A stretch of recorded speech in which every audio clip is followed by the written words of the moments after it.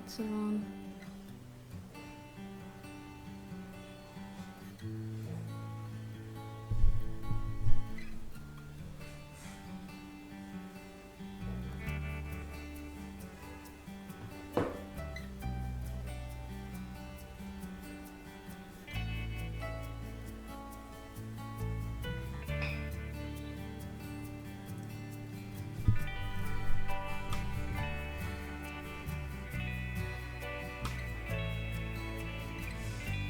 Okay, so if there's anyone there, you can indicate to me if you can hear me.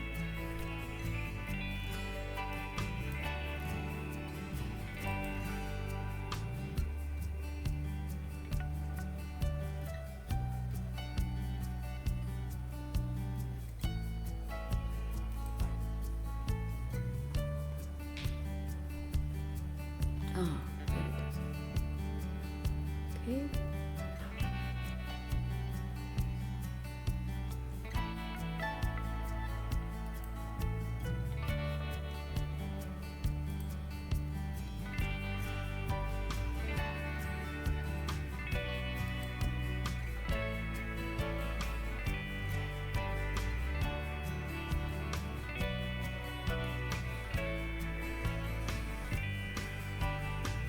Hi Jyoti, you're there?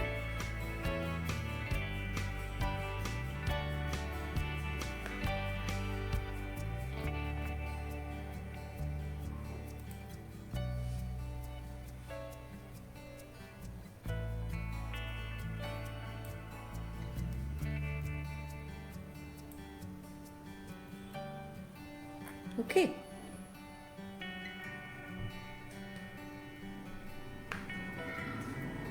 Yeah, hi Jyoti, I can see you.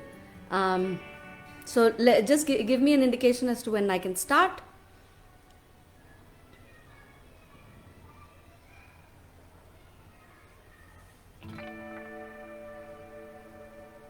Thank you.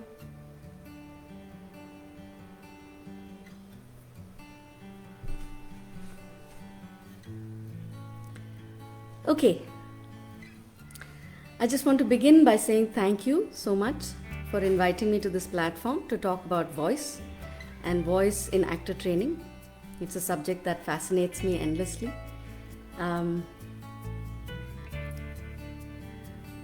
Thank you. Thank you for those indications that I can begin.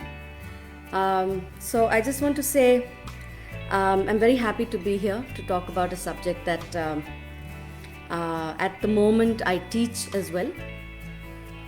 So before I begin, I just want to start with a small story about my own journey and what brings me to voice work. About 24 years ago, when I was an actor and I was training at the National School of Drama, one of the things that I would regularly face was that I would lose my voice. Just before a show, I would just lose my voice. And I was of course meeting people. I was meeting specialists. I was meeting doctors, and I went through a whole process of losing my voice completely, going through a period of silence, therapy, and returning to my voice once again. So, ever since, I have been very curious about the human voice. I've been very curious about the actor's voice. And that curiosity led me to a whole bunch of teachers. And what I bring to you here is my experience as an actor, as a director, as someone who has taught acting and voice to actors, and the wisdom of all the wonderful, incredible, generous teachers whom I've met since that time.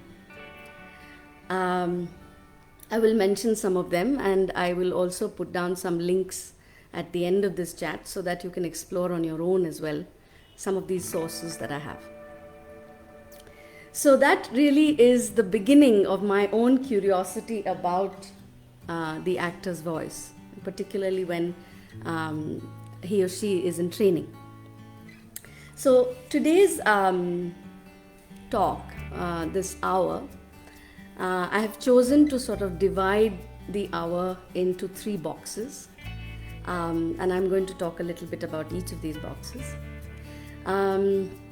One is the human voice itself, and then the artist's voice, and finally the actor's voice. Okay? So, as I talk about the human voice, I feel like I want to give you a very fun fact about the human voice. Now, this is about the evolution of the human voice. Yeah, over the years, what has happened as the process of evolution is that our larynx, which is where our voice box is or our vocal folds are, has risen up quite high in the throat to come very close to the mouth. Now, the reason it has come up like that is because it affords us the ability to make really sophisticated sounds and really intricate sounds that brings us to language and speech. Yeah? This is actually counterintuitive to our survival instinct, which is sort of related to how we evolve. We actually adapt for bettering our chances for survival. But because the larynx has sort of risen that high, our chances of dying of choking actually increases. Okay? Now, this is to me really fascinating about the human voice. Now, the reason we have evolved in such a way is because our deep need to communicate with other humans and to connect with other human beings. This is the reason why we have in fact evolved in this manner. Okay? So this is something that's quite fascinating for me about the human voice. And on the subject of evolution, there's another thing that I just want to bring into the space, and that is that the first thing that's afforded to us as living beings is probably movement. And this happens when we are still in the womb, and we are not even born. So, if movement is the first thing that happens to us and voice is close on its heels, which means as soon as we are born, the thing that we do is actually we cry out, right? So voice follows very close there. And over a period of time, we come to a space which is called speech, where we begin to form words and we want to, we are taught language and we are taught how to make more and more complex sounds. So if you were to imagine that movement, voice and speech were siblings, then I would also like you to understand that the mother of these three siblings is really the breath. Okay? So, at the very beginning, I think we've come to two important aspects about the voice. One is the breath itself, and the second is our very deep need to communicate. Okay? So there is the breath, and if we want to use another word for this need to speak and communicate, then the word that comes to me is intention. Okay? So that leaves us with three things. There is the need to communicate, there is the breath, and at the end there is intention. Okay? So, now that I've placed those three ideas next to each other, I want to unpack it a little bit. Okay? There's another very interesting aspect about the voice. Now, the breath actually responds to everything that happens to us. Everything that happens, whether that's in our environment, whether that's internal, whether that's our thoughts, whether it's anxiety about the future or an experience that we've had in the past or a memory of some sort, everything, whatever happens in our body affects our breathing. Okay? So the voice really, at the end of the day, is just sound that happens on the exhalation. As we exhale outside and we allow it to vibrate at the vocal folds, we produce sound. Okay? So maybe by that logic, it is easy to understand that some aspects of what is happening to the voice and to the breath is not entirely in our control. Yeah? So we are constantly affected by what's happening to us. Yeah? And that, let me give you an example of what I mean by that. Okay? Is that supposing somebody walked into the room and suddenly made a big noise, right? So that would affect your breath. And this is a very crude example of what is happening, right? So it would affect your breath, and a sound would just simply fall out of your body. That's not a sound that you intended to make, but it just happened. Yeah? It just responded to this sudden noise that somebody made to scare you or something like that. Now what happens post that is a choice as to what you want to do about it. You might want to say something about it. And the way you say it, the words you choose, are all then in the space of intention. Okay? So voice sort of falls between two realms. One is the unconscious or the subconscious realm, what is not necessarily entirely in our control, and then in the realm of consciously, intentionally speaking or making sound. Yeah? Okay? So at this point, I just want to sort of like maybe say a little bit more about this idea of what is happening in the body on its own and what happens in the body when we intend to speak and we intend to communicate. Okay? So at this point, I'm just going to sort of like move into a biology class, so to speak. Okay? It might be it might remind you of something that you may have learned when you were in school. Okay? So and I'm sure most of you may know this, but even if you don't, that's okay. And if you know it, then it's well worth revisiting these ideas. So I want to talk about the human nervous system here. Okay? So the human nervous system is really divided into two parts, right? There is the autonomic nervous system, and then there is the central nervous system. The autonomic nervous system really is in control of all the activities that happen in the body without our conscious thought. It's just happening. Yeah, it's taking care of itself. And then there is the central nervous system, which takes care of our intentions. Like if I want to pick up a cup, then I lean forward and my muscles respond to that intention, and I have a cup of water or tea and I drink. So there are these two aspects to the nervous system. There is the intentional doing, where our motor skills are sort of controlled by that, and then there is this whole activity that's happening on its own. That could be the beating of your heart, the temperature of your body, the way your pupils dilate or constrict again. So these are things that happens on their own, right? So on the autonomic nervous system side, there is again a division into two branches. Okay, you don't have to worry too much about all of these things. It's very simple to understand, and I will leave some links so that you can revisit these ideas again. So on the autonomic nervous system side, there are two aspects to it again. So there is the sympathetic nervous system, and then there is the parasympathetic nervous system. Now the sympathetic nervous system is in charge of keeping you alive. It takes care of the fact that if something were to threaten your life, you need to make a split moment decision to save yourself. Okay? And this is what we normally refer to as your flight, fight or freeze response. Supposing you're crossing the road and suddenly a car comes. So in that split moment, your entire body calculates the risk and tells you what you need to do. And this happens without you thinking about it, right?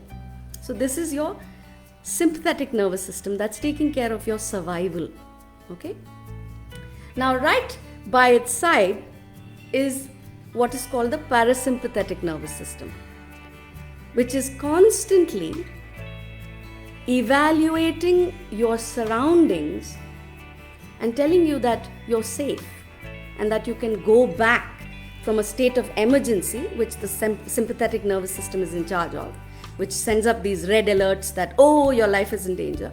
And then there is the parasympathetic nervous system, which is working by the side of this system, evaluating through your senses, through your sensorial perception, be it your eyes, be it your ears, your sense of smell, your sense of feeling on your skin. It's constantly telling you that the environment, your immediate environment, is safe, and therefore you can do the other things that are needed for just living. Okay, survival is taken care of. We are in a safe space. We can continue with life itself, and that means that you can sleep, you can digest your food, you can rest, you can rebuild yourself, you can repair your cells that are damaged, all of these things. So we call that a state of stasis. Okay, so every time there's a alert signal that goes up, there is a part of your body that returns you back to normalcy. Okay, now what is the reason for me to talk about all this, right? Now, the reason for me to talk about all this is because your breath is responding to each of these functions that your nervous system is constantly receiving as by way of impulse, by way of stimulus from the outside world. Okay? So, in the case of the central nervous system and wanting to pick up something, there are some things that the muscles in the body do. They stretch, they contract, they shake, and that's about it. Otherwise, they're just in a state of release. They don't need to do anything else, right? But that's not what they do only, right? So when there is a state of alertness, or there is this emergency that rises in your life, everything in your body becomes alert and tense to take action. Okay? And that means that there may be parts of your body that become tight and tense. Now, the body reacts like this to a real indication or a signal of threat, and it reacts exactly in the same way to a perceived threat as well. And by that I mean that if you have, say, a memory of being attacked in a lift, so every time you enter a lift, your stomach will tighten, right? And then over time, every time you pass by a lift, your stomach will contract, because that's the memory it has, and that's the signal it is continuously sending into your body. And over time, that becomes habitual. Okay? And this is important to understand. If your body is getting that signal of alertness, that is naturally affecting your breath.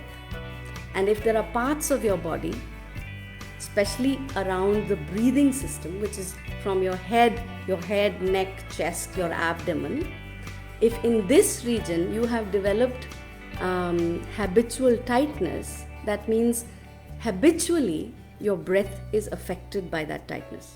Yeah? And that goes to say that habitually that is affecting your voice as well. Okay? So that is the reason we want to understand how the whole body works, right? Okay. So having said that, I want to say that as a person who is wanting to work with the voice in a way that I'm able to access an intention, that I'm able to connect with my need to communicate with another person, and yet be able to have the freedom and access to a smooth breathing, or rather a free breathing. Yeah. So we want to understand the differences between these things. Okay. So some of the work that I do, and much of what I have told you, comes from a practice that I teach regularly. It's called the Fitzmaurice Voice Work. We are about 260 teachers worldwide, and I'm one of 2 teachers in India. And I will leave a link to the institute, and you can visit the website. It's a very, very interesting practice.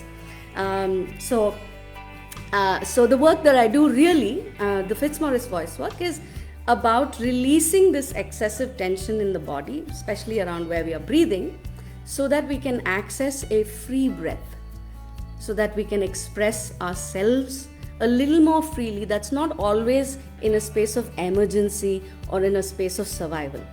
Okay? That we have this band of expression that's not always in the space of stress, but also in a state of relaxation, a place where you can be creative. Okay? So,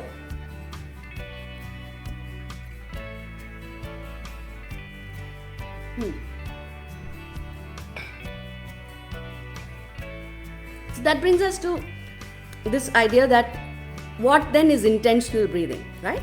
Intentional speaking. So there's a thing that I want to say, and I'm going to quote the founder of the Fitzmaurice voice work practice that I was just talking about. Her name is Catherine Fitzmaurice, and she says that voice is really an action.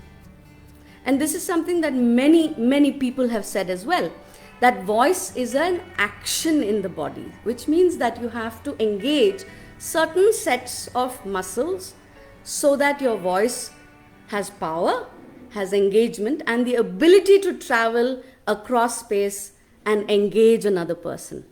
Okay? So that's really the work that I do that is around the human voice. Okay? So this is something that I want to put before you first. And I want to move towards another wonderful quote from Catherine. And this is, she says that the human vocal instrument by itself is mute. Okay? And here I'm going to talk about the second box that I had mentioned, the artist's voice. Okay? So I just want to open that sentence out a little bit. What does it mean when she says that the human vocal system by itself is mute? So let's say the human vocal system is like an instrument, right? Like a drum or a guitar or something like that. And by itself, the drum does not do anything. Yeah? The guitar doesn't play itself. Something needs to be done to it. Yeah? So there we are entering the realm of intention.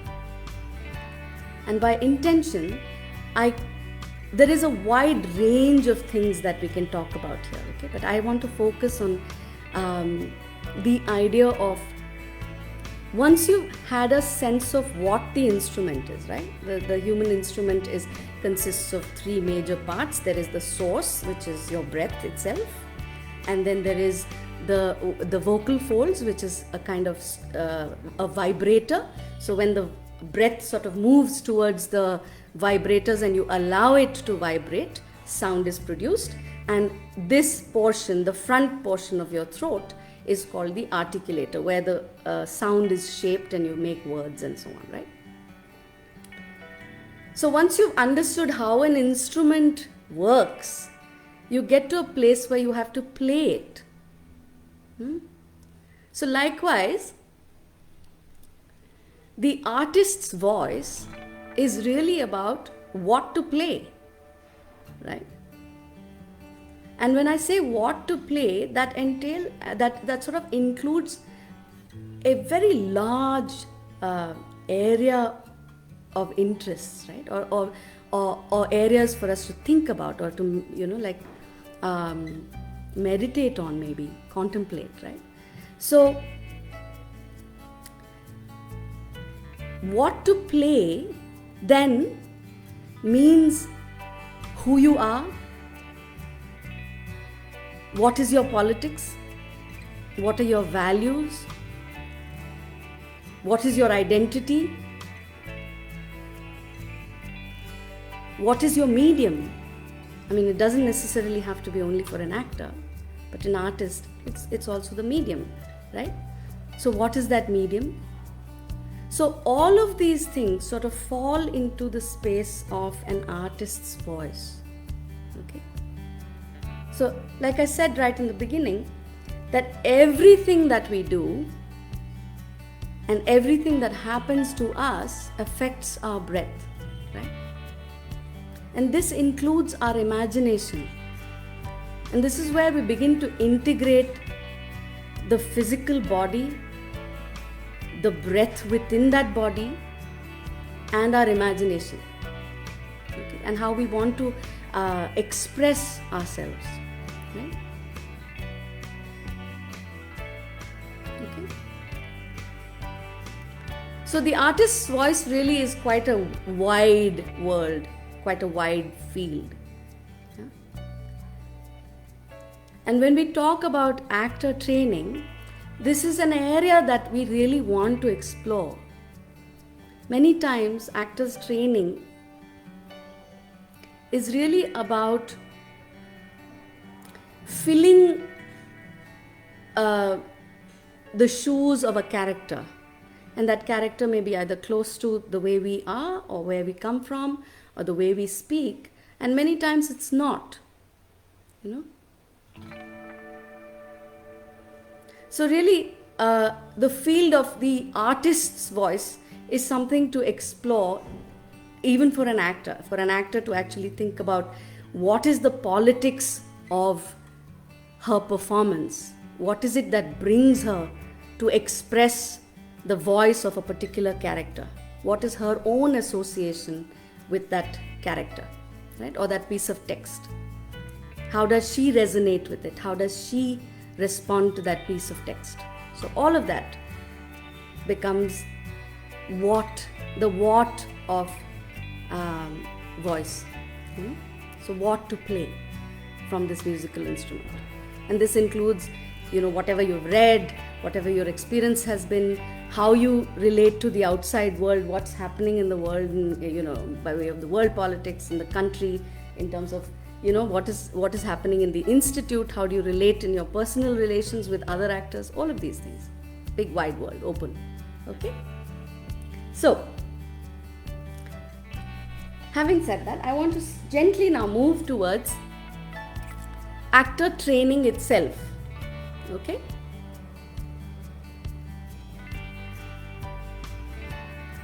I'm taking small gaps just in case there's anyone who's got questions, so please type them into the chat box, and if possible I will answer them towards the end of the talk, or I may even take them towards during the talk itself.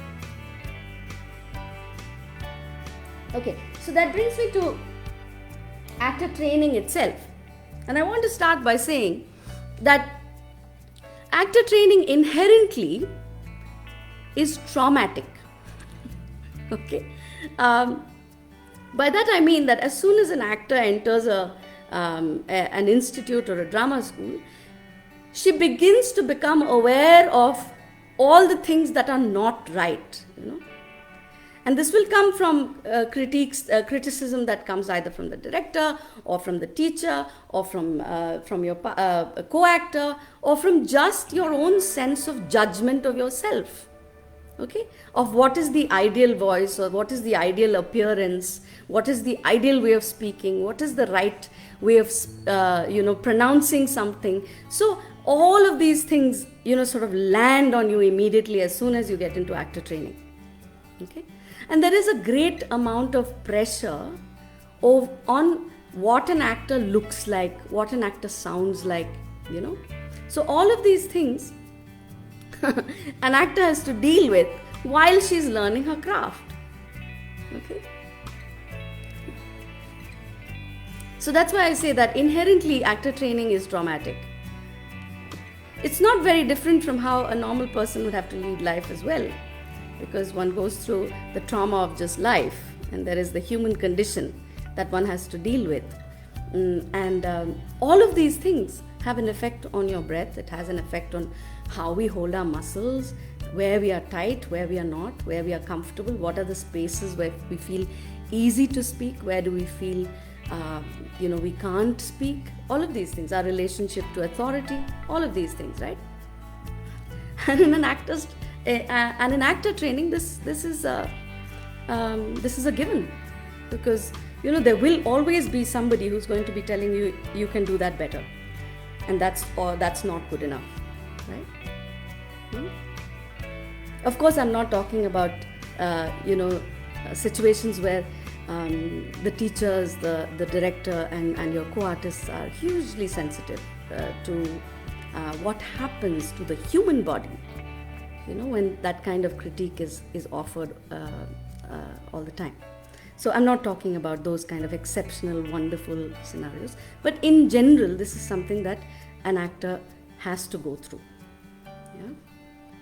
And then there is something else that I want to point out about actor training that has been part of my own experience of being a teacher in drama schools, in theatre institutions, where I've gone in to work with actors, where I've directed actors and so on.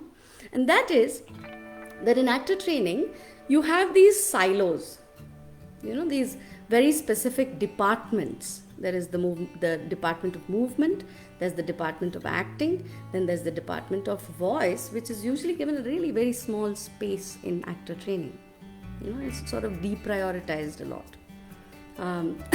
And I find this very interesting, because at the end of the day, the actor's expression, or her performative or her best expressive self,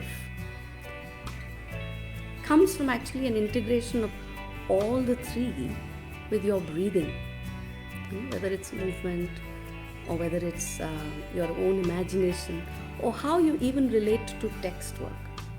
Yeah? And all of this, by the way, has to be expressed via speaking, via your voice. And this voice has to be real, it has to be present, it has to be truthful, and it has to fill an entire amphitheater of 2,000 seats as well. She has to negotiate the psychology of the character, all of these things. Now, the reason I blur these lines between acting, whether it's psychological or not, and I leave it in the realm of imagination, of creative imagination, and then coming to how the body itself moves in response, and then to speech itself. So in actor training, all of these are treated as separate departments, but in the actor's body, they do not function like that. They function as an integrated whole. And I do want to point out that at the end of the day, the work of the actor is to investigate truth. And by that truth, I don't mean some moral truth, but I mean what is true to her in the moment. And that would mean what is true in her body, in her breath, in her experience, in her response to other actors, to the character, to the text, in that moment. And what is most meaningful and important for her to communicate with the other person, be it an actor or be it the audience. That is really the work of the actor. It's that investigation of that moment of truth. Yeah? And this is very much in the realm of understanding how the breath and the voice work in the body. Yeah? The more the awareness of these things grows, that much of a control you have on all of these things. Well, it seems a little, chaotic that all these things are happening at the same time. But yes, the more you know and understand how this instrument works, it comes more and more into your control, and you can make it do the things you want it to do. And one of the things we want to do with the voice is not just communicate the idea that I'm really passionate about. It's also that you want response from the other side. Yeah? You want somebody not just to be able to hear you and see you, but also to be able to react and respond to what is it that you're saying. Okay? So there's that much that an actor has to sort of be with. Yeah? And this, of course, is something that I want to leave you with, is specifically the work of the actor. Yeah? Now, I began talking about the actors training, and I said that the actors training is really inherently traumatic. This is how I started this. And I want to say that being traumatic, although the training process is traumatic, there needs to be, and this is something that I'm calling for, there needs to be an inherently how shall I say this? We need to integrate the training with the process of understanding how the breath, the body works, in order to have not just an actor who's very good at her craft, not an actor who's very good with understanding what is it that she wants to say, which is the politics of it. And we also want an actor that's healthy, it has well-being at the center of her training. Okay. There is, of course, the physical process of keeping a healthy vocal system, knowing how to use your body efficiently, use your breath efficiently, be able to structure your voice in such a way that it supports the voice and you're not straining your throat. All of this, of course, the physical aspect of it, but also the emotional, the social, and the mental well-being of an actor. And this sort of brings me back to an earlier idea that I spoke about, which is really the nervous system. And I spoke about how much just being in the world makes us be in this state of high alert or this survival mode, right? In the actor's world, that is a constant. Right?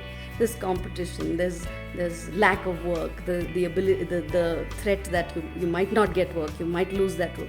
All of these things are very much part and parcel of an actor's training and actor's life, right? And that takes its toll, not just on the body, but also on one's emotional health and one's relations with other actors. So a kind of social health. And of course that has an effect on one's mind, right?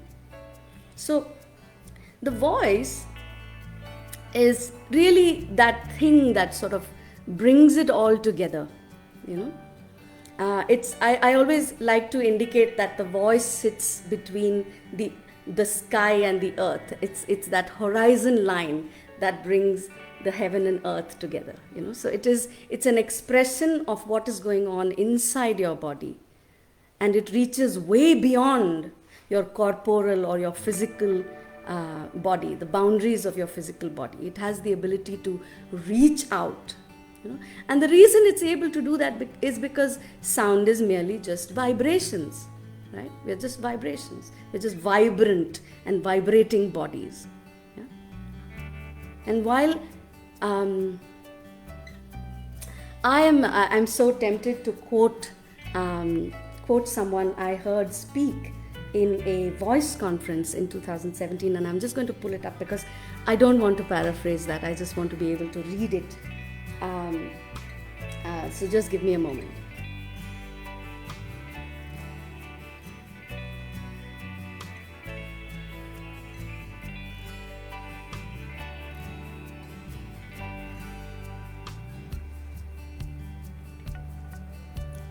Okay. All right, now why am I not able to find it?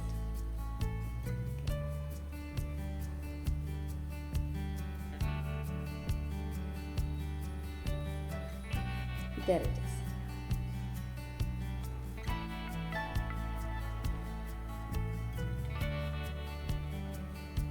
So, I'm going to read this out to you. So, this was someone called Wesley Enoch, who was the key speaker at a VASTA conference. VASTA is really an association for voice and speech trainers and teachers. Yes, and we had a conference in Singapore, and this wonderful gentleman came and gave us a keynote. And there are some of his words that I have sort of saved because it's very close to how I think about the voice. So I'm just going to read it. So he says, "I'm only half serious, but I think there is something to be said for the power of the series of vocal vibrations and resonance to shape a future. The words you choose, the intent of their use, the inherent promise in the utterance of the voice can give shape to a life, yours or others. Why not? The vibrations of tectonic plates can create tsunamis, earthquakes, unleash huge amounts of energy, and change the face of the world. Why not, in our own little way, can we believe that our voice can affect our world? Okay?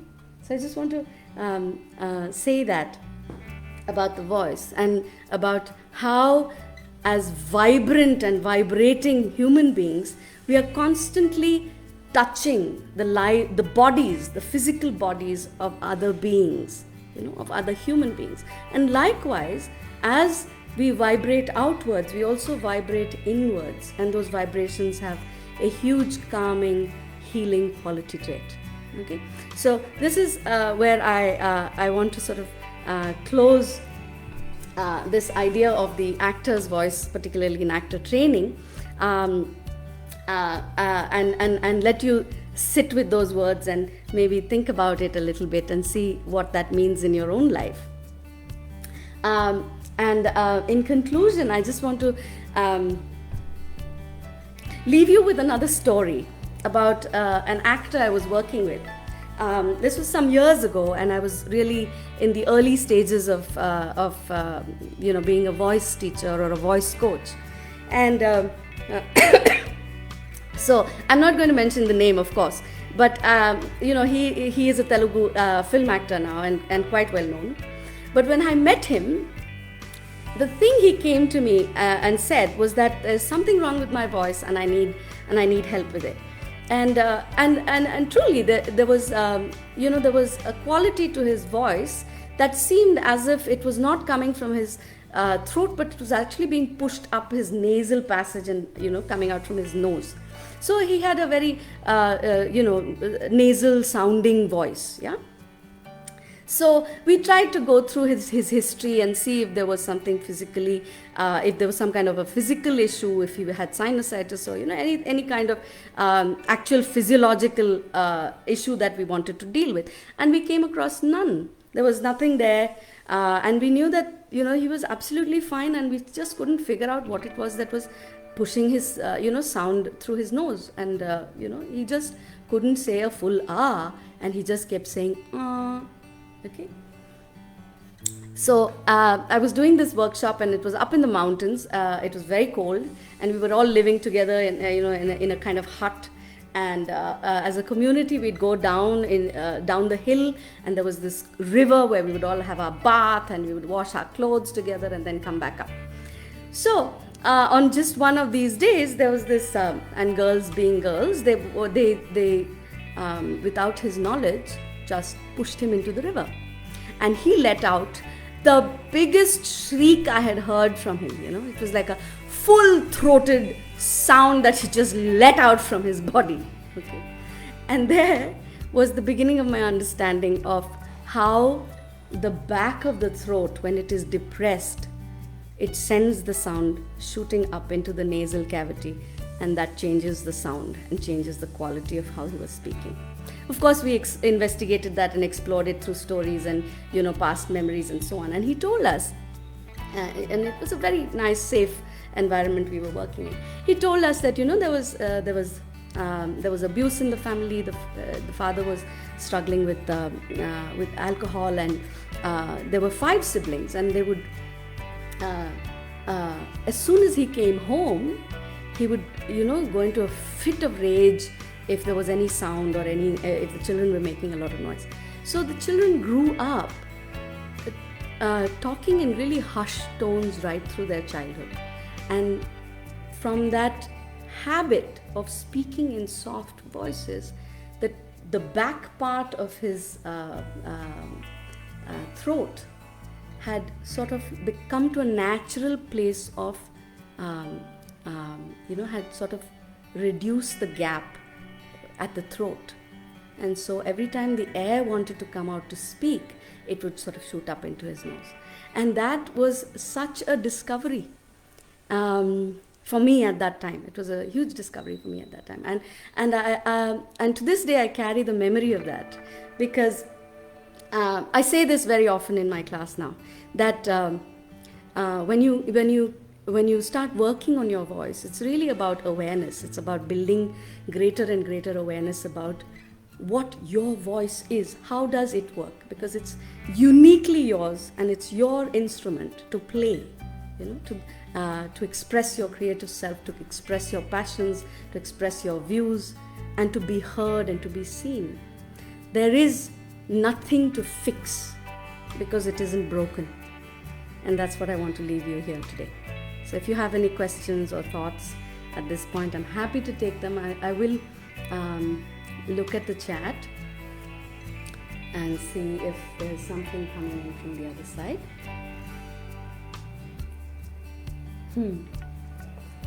This is a great question. I hear it a lot.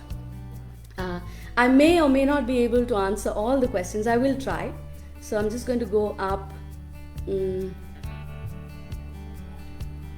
If I can't answer your questions, I will reply to you individually, okay, once we go offline.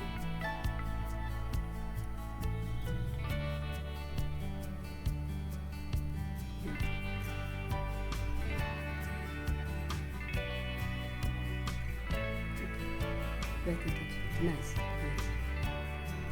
So where are the questions? Okay, so I have a question here. How to modulate or show variation in diction as per requirement? Okay, so okay, there are very interesting things, very interesting questions there, and there are 3 parts to that. I just want to open it out. Okay, one is this idea of modulation or variation in the voice. And the second part is, there are 2 parts to it. So because there's an or in between. All right. So modulation and variation being the same box, and then there is the idea of diction. Yeah. Okay. So I say this a lot in my voice classes, that modulation is essentially a myth. In the sense that when say for example, as I'm speaking right now, modulation simply means rising, falling, changing, the voice in a particular manner. Now, if I were to do that and say, "Hi, how are you doing? Are you all right today? And where are you going tomorrow?" So there is variation there, right? And there is this rise and fall, and it sounds completely nonsensical. It has no meaning, right? So the voice modulates and changes and varies depending upon what is it that you want to communicate, who are you communicating with, how badly do you want to communicate what you want to say, and how badly do you want that response from the other person. You see, these are the things that really make modulation happen. It's not something that you slap on from outside onto your voice. I'm not saying that it can't be done. It can. But I'm also trying to demonstrate to you that is going to be something that's always perhaps going to ring untruthfully. Okay?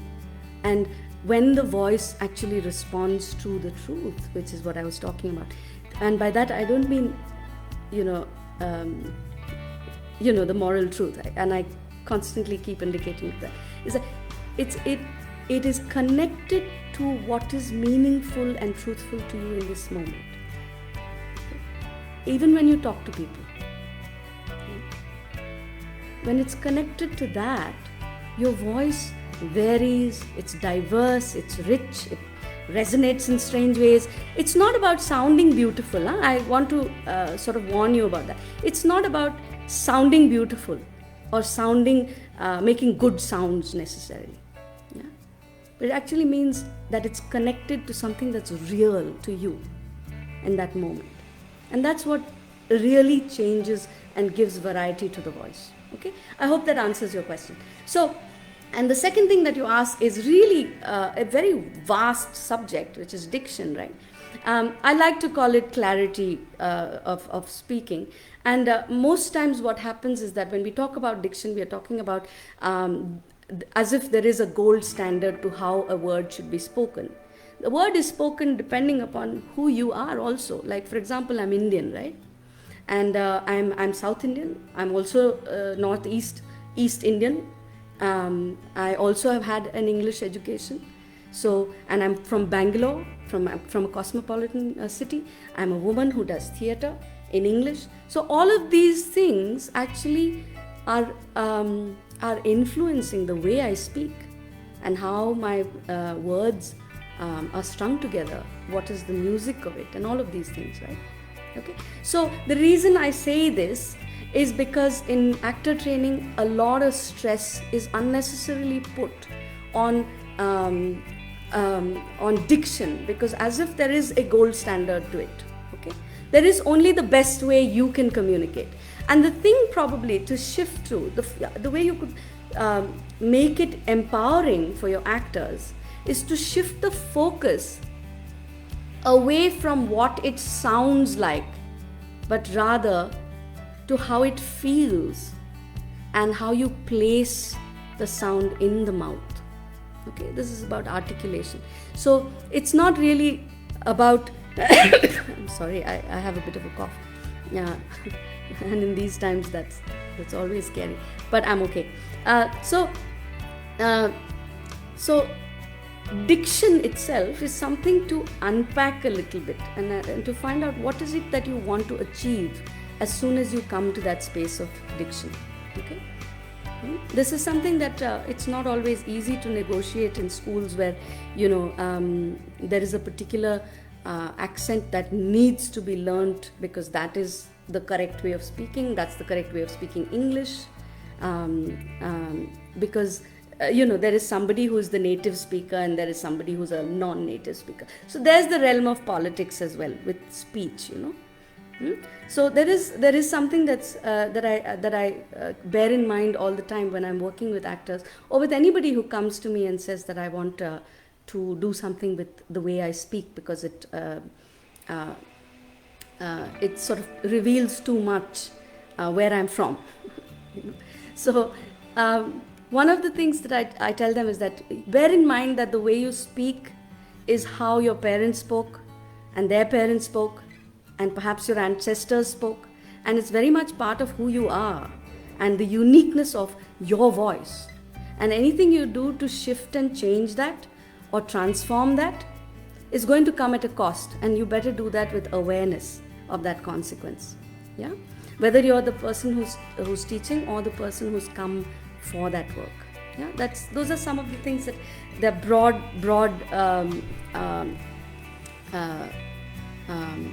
ideas, concepts, but I like to leave them because I find that it's important to find ways to empower the person who's speaking and asking for this, and it's not something that's being imposed on the actor. Yeah.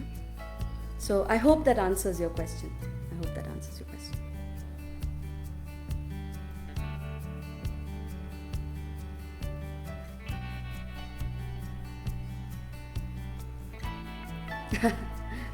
Thank you very much. It has been a pleasure. Thank you very much for inviting me here. And I think that's my time. I will leave the links that I said I would. So I will leave it in the chat box so that anybody who's interested can access them. And my hope is that some part of your curiosity about your own voice is piqued, and I've had a small part in igniting that small spark, and if that has happened, I think my job is done. Thank you very much.